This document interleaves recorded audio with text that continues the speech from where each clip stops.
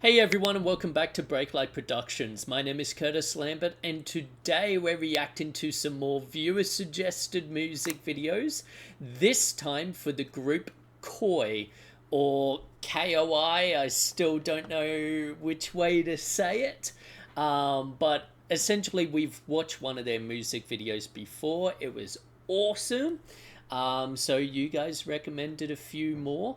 And we're starting with Niskala Suaka, so let's jump on into it.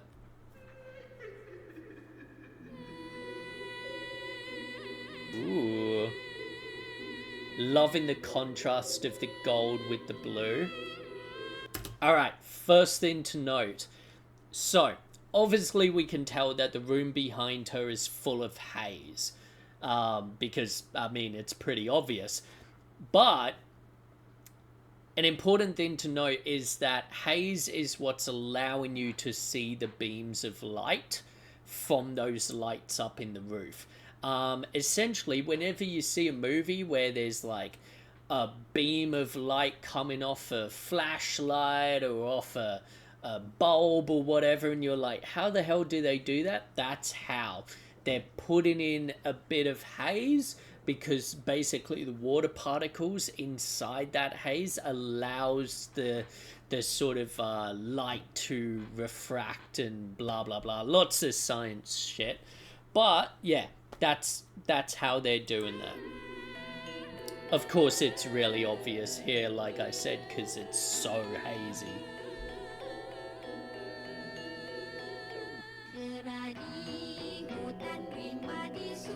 Gonna turn it up a little bit.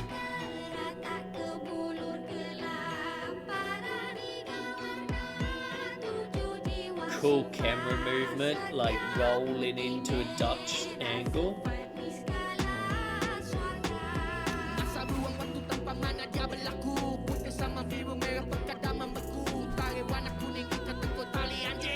Again, okay, that's a better example. Because when you look at that, you may not really necessarily click like, oh yeah, it's haze. But that's what's allowing you to, you could really see it in the top here, that just where that light cuts, you know. Like if I have this light on me here, you don't really see like the shape of the beam hitting me. You can actually see it here. So yeah, again, haze is awesome, especially yeah for shaping light.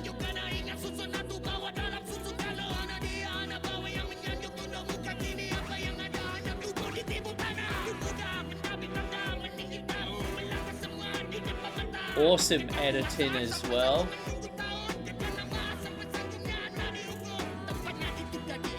And I'm loving the separation in lighting colors. There's a lot of like tungsten used in foreground shots, with then colder lighting towards the back.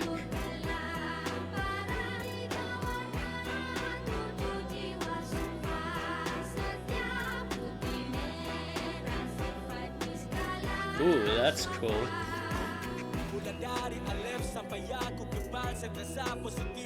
Oh, hang on, let's talk about that. Look at that. That is an awesome silhouette shot. I really love that.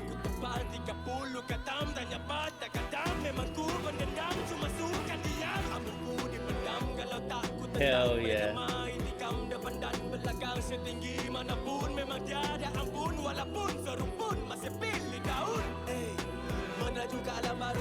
Editing is great, good energy.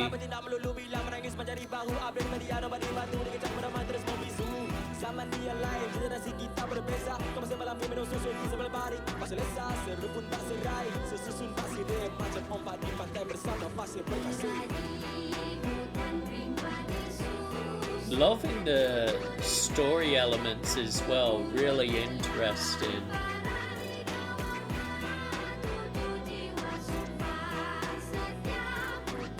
Little slow-mo with the whip pan transition there, really cool. Oh,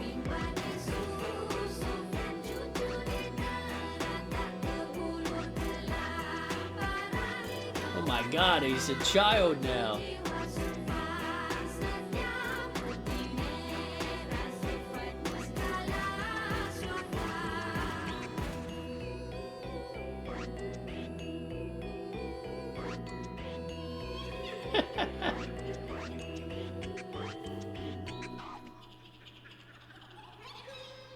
See, even that's a nice shot.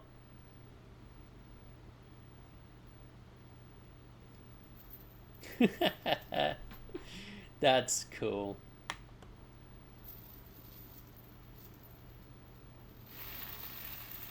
Yeah, awesome. Awesome. I don't think I have much else to like talk about with this particular one, besides what I've already mentioned. But yeah, that's not to take away from. There are some really cool shots in this. Like, even that, I love how composition wise he's pushed over to the left of frame, looking off that way, but then we have like the cells, the bars of the cell behind him. Like, that's a really nice compositioned shot, basically. And like, I think my favorite is where was it? Yeah, this, that. Oh, I'm a sucker for a silhouette shot, and that is just such a cool shot. Again, with that haze, so you can see the beams of light, and it's that harsher sort of tungsten light as well, which we see used throughout. Just, yeah, really, really cool. So yeah, great recommendation. All right, and now our second and final recommended music video, Meta Dergama. Hopefully I said that correctly. But and straight away we've got haze. You could see the beams of actual natural sunlight popping through, and you can see the shape of it. Like, it's gorgeous. But also 4:3 aspect ratio. Nice tilt down reveal. Oop, bit of a stutter there. I will also quickly say, you will hear a lot of people refer to tilts as, oh, can you pan up or pan down?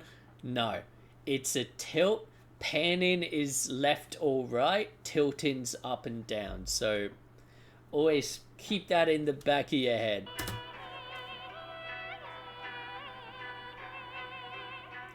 Oh, interesting. So for these shots, we've almost got a bit of a vignette around the sides, like it's going for that old film reel type look. And you can actually see it's got a bit of like shake and flicker on it. That's really interesting.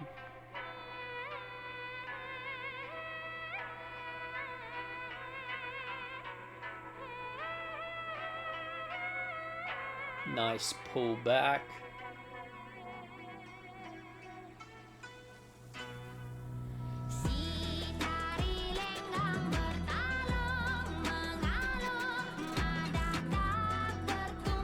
Cool camera movement there. Hell yeah.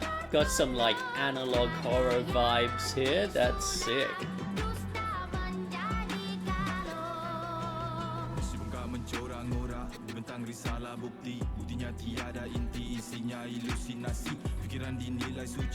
Ooh, that's cool.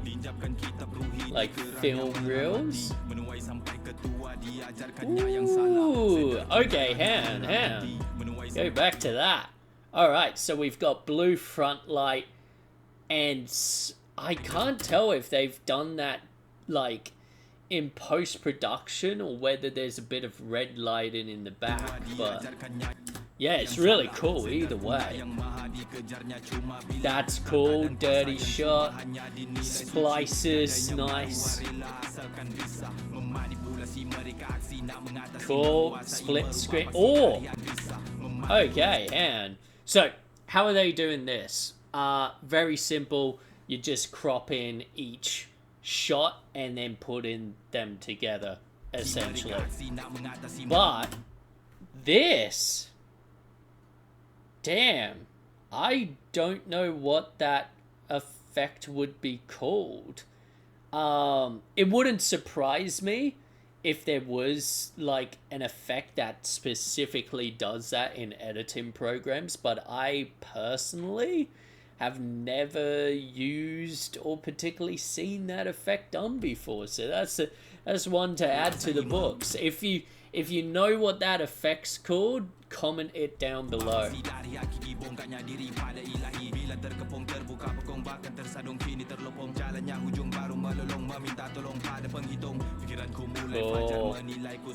Oh, nice subtle zoom out there in post-production.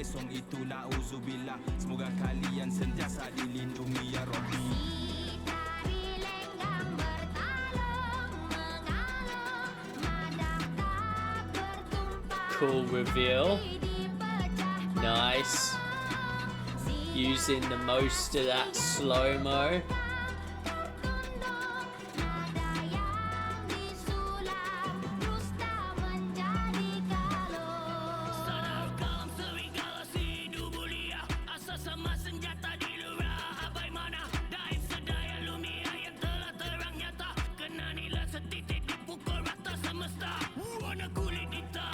Oh, look at this lighting. So we've got like obviously some blue lighting left of frame, orange tungsten lighting right of frame. Again, we saw this with the previous music video, and I believe the first music video we reacted of theirs as well. There's this real love for these two colors, and I don't blame them, because there is a very like awesome contrast that comes out of sort of orange and blue together. It's why, you know, a lot of people will refer to it as the Michael Bay grade, because a lot of his movies were graded in that orange and teal style, because it's just a good way of separating the shadows from the highlights, essentially.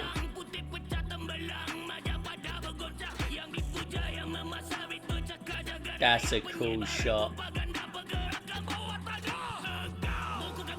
Oh, that's cool. So, let's talk about this. How have they done this?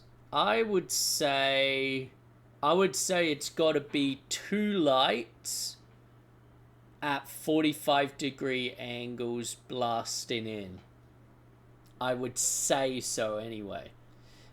And my only reason for saying that is that the top of his hat isn't lit up, nor are the shoulders of these guys in the background. Whereas if it was a top light, I feel like you'd have those lit up more. So I think it's straight in front. Yeah, I'd say straight in front. That's a cool shot.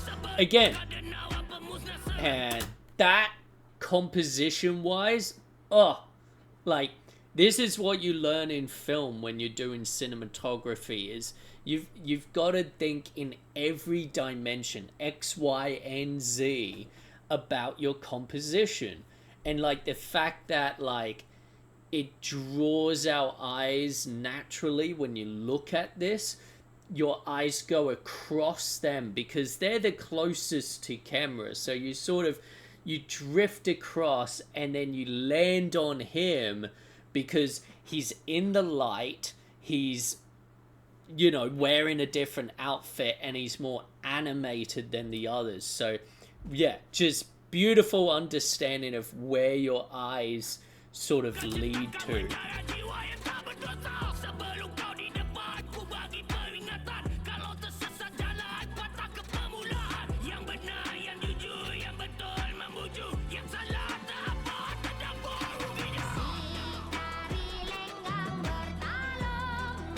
Awesome little crane shot there.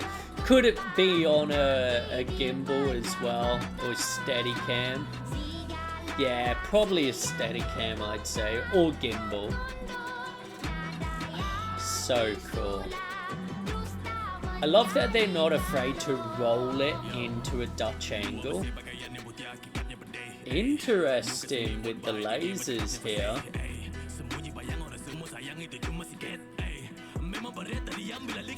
That's a really interesting choice.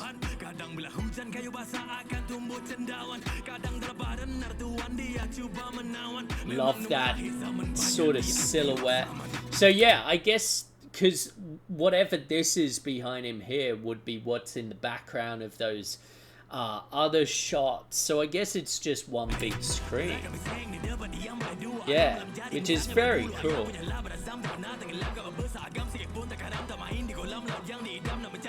But yeah, loving the laser beams on him. Important thing to note, if you're ever shooting with laser beams, try not to hit the camera.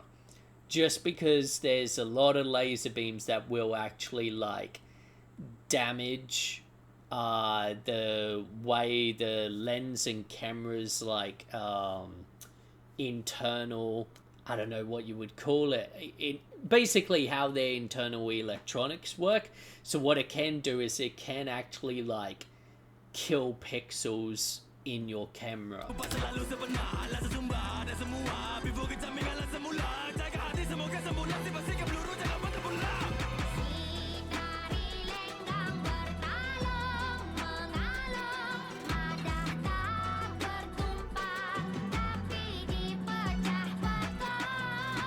I am interested, like, in what, because a lot of the B-roll is done with that vignette like this. You could see around the sides here, this like vignette and that little bit of shake as though it's, you know, like old 8mm footage. I'd be curious to know why they didn't just commit to that. Like, why the editor didn't just commit to that look for the whole thing. Because I don't really see why some shots, like this one, isn't. And I'm like, I get that this is where, like, the performance is happening, but I feel like it would still work to just commit to that VHS look. Well, old film look, I should say. Is that all is? But yeah, just, yeah, weird choice. That's a cool shot. Oh, look at that beam. Look at that light ray coming in. Oh, look at that. Beautiful. Hell yeah. Nah, that was awesome. Sick. Well, yeah, honestly, 2 for 2 right there. Like, both of those music videos were awesome.